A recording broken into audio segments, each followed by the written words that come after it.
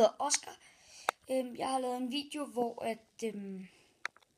jeg har lavet sådan en robotarm, eller robotben, hvor at foden den kan køre ind og ud.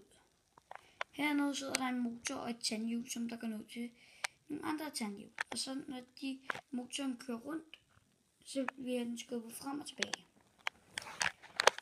Det er bare godt efter, så vil jeg vise jer det nu. Håber vi det virker.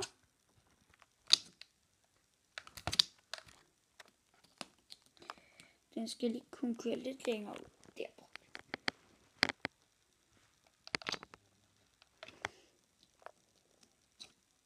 Ja.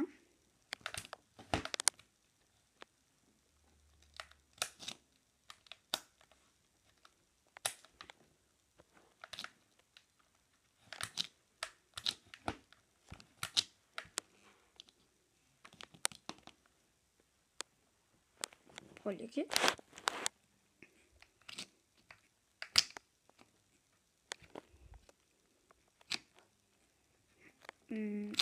Frem. Tilbage. Tilbage. Nå, men det var alt for denne video. Vi ses en anden gang. Hej.